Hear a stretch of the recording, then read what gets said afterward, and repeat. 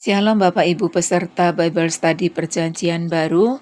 Hari ini kita akan bersama-sama belajar dari 1 Korintus pasal 9 ayat 1 sampai 27 tentang hak dan kewajiban rasul.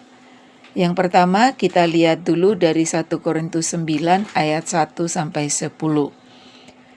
Rasul Paulus memulai 1 Korintus 9 ini dengan 4 pertanyaan retorika. Paulus mau menyatakan dirinya sebagai seorang rasul yang bebas, yang tidak terikat oleh apapun dan siapapun. Dia menjelaskan bahwa kerasulannya bukan sembarangan. Memang dia bukan rasul yang terpilih langsung dan hidup bersama Yesus seperti rasul-rasul yang lain. Tapi dia menyatakan bahwa dirinya pun bertemu dengan Yesus. Yesus yang bagaimana? Yesus yang telah mati, bangkit, naik ke surga, dan duduk di sebelah kanan Allah Bapa. Hal ini mengingatkan kita pada pertemuan Rasul Paulus dengan Yesus ketika dia akan pergi ke Damsyik untuk membunuh orang-orang Kristen di sana. Pertemuan itulah yang mengubah hidupnya, membuat dia menerima panggilan dan pengutusan untuk memberitakan Injil kepada bangsa-bangsa lain. Paulus menyadari bahwa tidak semua orang menerima akan dirinya sebagai rasul. Namun dia membuktikan bahwa jemaat Korintus adalah buah pelayanan kerasulannya. Sebagai utusan Tuhan, Paulus memiliki hak untuk menikmati hasil kerjanya secara jasmani. Paulus mengumpamakan orang yang berperang, masakan harus membiayai peperangannya sendiri, atau seorang yang menanam anggur tidak menikmati hasilnya, atau seorang gembala tidak menikmati susu domba gembalaannya. Artinya, seseorang yang bekerja pasti akan menikmati hasil kerjanya. Kemudian Paulus mengutip apa yang tertulis dalam Taurat, yakni dalam Ulangan 25 ayat 4, yang mengatakan, "Janganlah engkau memberangus mulut lembu yang sedang mengirik." Seekor lembu yang bekerja memiliki hak untuk mendapat bagiannya. Nah, kalau lembu aja diperhatikan seperti itu, apalagi pelayan Tuhan. Pelayan Tuhan pun berhak untuk mendapatkan bagiannya. Namun, yang harus diperhatikan adalah sekalipun seorang pelayan berhak untuk mendapatkan bagiannya, dia tidak menuntut haknya. Dia tidak menempatkan hak di atas segala-galanya. Artinya, jika haknya tidak dipenuhi, maka melayani tetap jalan terus. Artinya tidak berhenti melayani gitu. Setiap pelayan Tuhan pasti mendapat upah dari Tuhan sebagai pemilik pelayanan. Di dalam ayat 10 dikatakan, "Atau kitakah yang ia maksudkan?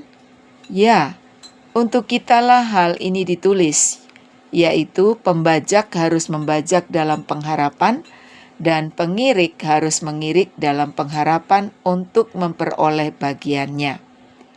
Ada istilah pembajak dan pengirik. Pembajak bekerja di awal pengolahan tanah, sedangkan pengirik bekerja di akhir, yakni pada masa panen.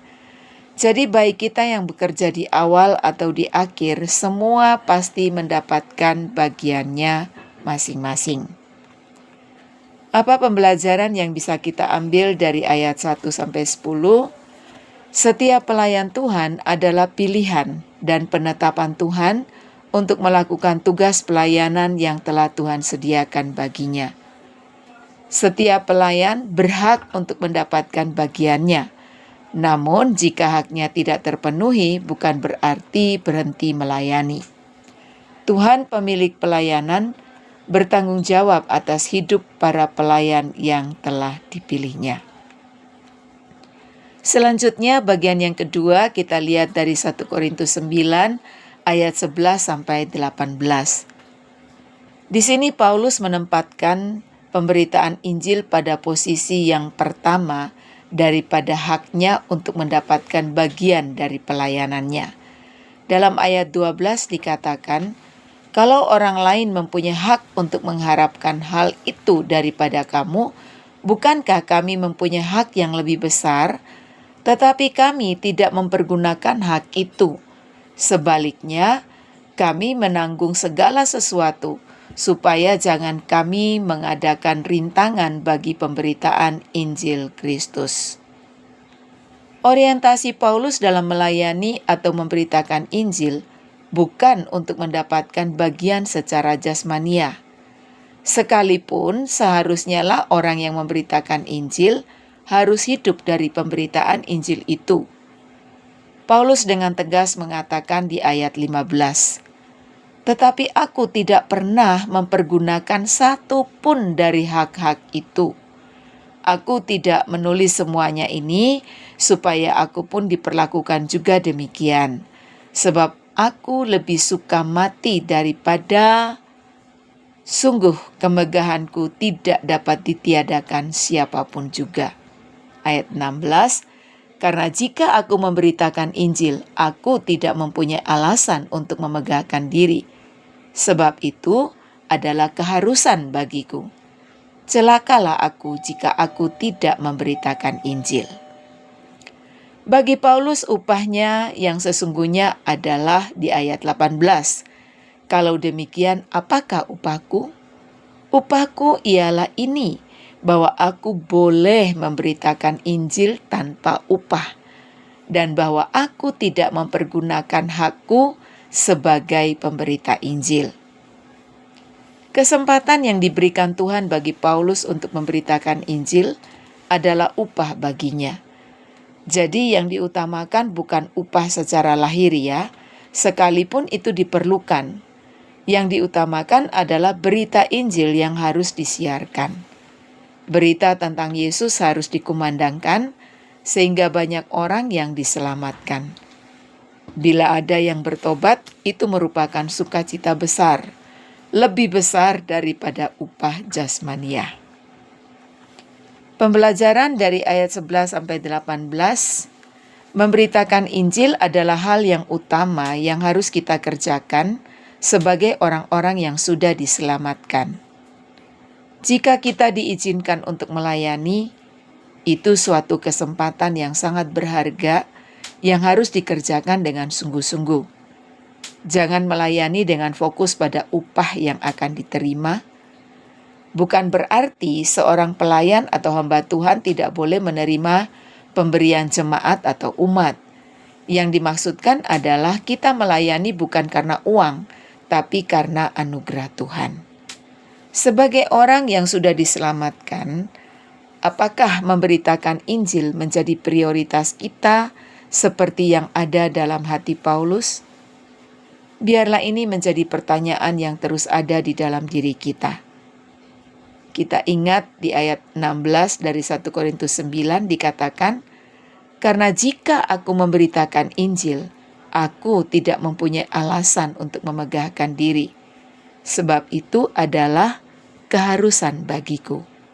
Celakalah aku jika aku tidak memberitakan Injil." Biarlah ayat ini terus terngiang-ngiang di telinga kita dan juga menusuk hati kita untuk kita sungguh-sungguh memberitakan Injil. Bagian yang ketiga kita lihat dari 1 Korintus 9 ayat 19 sampai 27. Pada bagian ini kita belajar bagaimana caranya supaya Injil dapat diberitakan. Perlu yang namanya kita membawa diri dengan baik. Tidak dengan cara yang arogan, tapi dengan penuh cinta kasih. Kita harus tahu di mana kita berada, dengan orang apa kita berbicara atau memberitakan Injil. Di sini perlu keterampilan untuk berbicara, memahami budaya dari orang yang kita beritakan Injil. Tujuan dari semua ini agar Injil diterima agar Injil diterima dan banyak orang yang diselamatkan. Dalam ayat 23 dikatakan, "Segala sesuatu ini aku lakukan karena Injil, supaya aku mendapat bagian dalamnya." Paulus menempatkan dirinya pada posisi orang-orang yang dilayani. Tujuannya seperti dalam ayat 23 tadi, agar Injil dapat diberitakan dan banyak orang dapat diselamatkan. Dalam memberitakan Injil harus ada tekad yang kuat dan harus ada penguasaan diri. tekad dan penguasaan diri sangat diperlukan. Karena tidak semua orang bisa langsung percaya pada apa yang kita beritakan. Di sini butuh tekad yang kuat supaya tidak mundur. Tetap maju sekalipun ditolak. Penguasaan diri artinya tidak menjadi marah jika didebat. Dengan memiliki tekad dan penguasaan diri yang baik, orang akan melihat sesuatu yang berbeda dalam diri kita.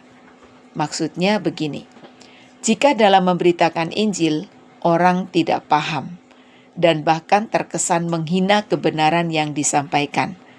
Nah, maka di sini diperlukan kesabaran ya. Jangan sampai kita terpancing sehingga kita emosi dan seterusnya yang menimbulkan perdebatan dan orang yang diberitakan Injil ini tidak nyaman. Dalam ayat 27 dikatakan, tetapi aku melatih tubuhku dan menguasainya seluruhnya, supaya sesudah memberitakan Injil kepada orang lain, jangan aku sendiri ditolak. Dalam ayat ini tersirat, ketika kita menyampaikan kebenaran yakni berita Injil, maka terlebih dahulu kita meyakini Injil yang kita beritakan, lalu kita menghidupinya, kemudian kita beritakan. Tuhan menyediakan mahkota abadi bagi mereka yang berjuang untuk memberitakan Injil sampai pada akhirnya. Apa pembelajaran yang kita bisa ambil dari ayat 19-27? Memberitakan Injil adalah bagian dari semua orang percaya. Kata Paulus tadi keharusan ya. Namun perlu membekali diri dengan benar. Harus menghidupi Injil yang diberitakan agar orang lain percaya. Untuk memberitakan Injil harus melengkapi diri dengan hal-hal yang perlu, agar pada saat Injil diberitakan kita tidak menyakiti, tidak merugikan, ataupun juga membuat tersinggung, sehingga orang-orang yang kita beritakan Injil itu menutup diri. Mari kita menghafal dan menghidupi 1 Korintus 9 ayat 27. Tetapi aku melatih tubuhku dan menguasainya seluruhnya, supaya sesudah memberitakan Injil kepada orang lain, jangan aku sendiri ditolak. Bapak Ibu yang dikasihi Tuhan, demikian yang bisa saya sampaikan hari ini. Sampai jumpa di kelas diskusi melalui grup WhatsApp. Jangan lupa ya, Bapak Ibu bisa membaca kembali 1 Korintus 9 ayat 1-27. Kalau ada pertanyaan bisa langsung di-share di grup dan kita akan jawabnya bersama-sama di pukul 19.00. Selamat bertumbuh, Tuhan Yesus memberkati.